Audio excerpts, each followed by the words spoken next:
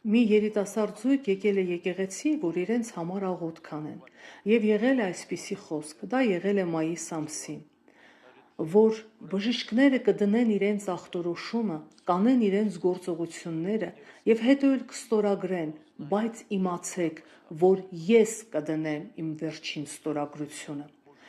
Ամուսնու համար էլի է խոսք եղել։ Կգա ժամանակ, որ քեզ համար շատ դժվար կլինի, բայց եթե դուք կանչեք ինձ ու փնտրեք ինձ, ես իմ հրաշքը ցույց կտամ։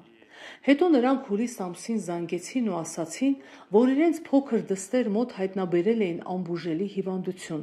Բժիշկները նշանակել էին շատ լուրջ հետազոտություններ, ստացվել էին շատ վատ պատասխաններ, եւ ամեն բան այնքան վատ էր, եւ բժիշկները գրել էին ոչ մխիթարող ախտորոշումներ։ Բայց գիտեք, նրանք կանչել էին Տիրոջը, սկսել էին աղոթել, լցվել Սուրբ Հոգով, փնտրել Աստծո երեսը,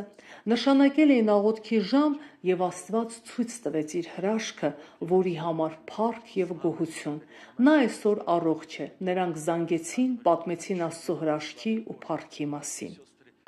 Քույրեր, եղբայրներ, մեր Աստվածը չի փոխվել, ալելույա, նա այսօր էլ նույնն է, նա գործում է իր կամքի հաճությամբ եւ նա է կատարում, եւ մեր ամենակարևոր խնդիրն է մտերմանալ Աստծո հետ, մտնել Աստծո յուրահատուկ ներկայության մեջ, որպեսզի ունենանք եւ վայելենք այդ հարաբերությունները։ Մենք հիմա պետք է խոնարհվենք, եւս մեկ անգամ ստուգենք մեր սիրտը, ես ձեզ շատ եմ խնդրում, քննեք, միգուցե հոգին արդեն մարել է, չկա այն կոտրվածությունը, չկա այն մտերմությունը Աստծո հետ, ոչինչ չի օգնում մեզ, աղոթք չկա, ուրեմն այսօր տրված է այս յուրահատուկ ժամանակը, որպեսզի մենք մտերմանանք, իսկ ես գիտեմ, Աստված կանի իր յուրահատուկ աշխատանքը, խոնարհենք մեր ծնկները եւ աղոթենք։